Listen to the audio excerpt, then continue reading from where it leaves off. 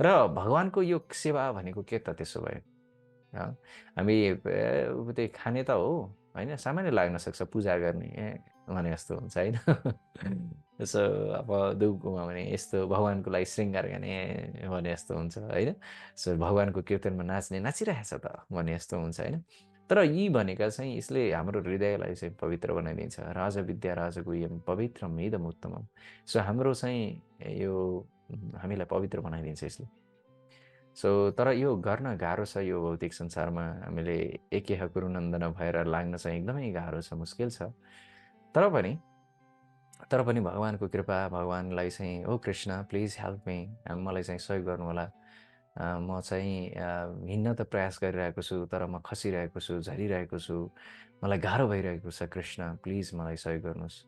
Please Krishna you can do everything, please my lord मलाई चाहिँ मलाई हजुरको सेवामा मलाई सदैव संलग्न गर्नुहोला भनेर चाहिँ हामीले यसरी प्रार्थना गर्छौँ भने, जसरी एउटा बच्चा सुरुमा हिँड्न लाग्दाखेरि भनौँ न लड्दाखेरि आमाले होइन ल ल मेरो कान्छु उठ उठ, केही छैन जानु उठ उठ उठ, होइन होइन भन्नुहुन्छ नि।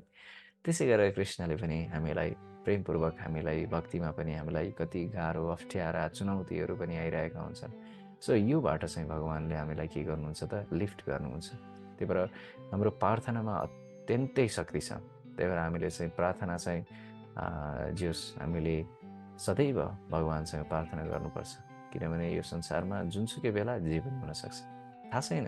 त्यही भएर भगवान्लाई प्रार्थना गरौँ हामीसँग सबैले। हरे कृष्ण कृष्ण कृष्ण हरे हरे, हरे राम राम राम हरे हरे। यो पनि एउटा प्रार्थनै हो। हरे कृष्ण महामन्त्र इज अ प्रेयर। यो प्रार्थना हो भगवान्लाई कि भगवान् हे राधारानी, हे कृष्ण प्लिज मलाई कृपा गरेर हजुरको सेवामा लगाइराख्नुहोला। श्रील प्रभुपाद की जय।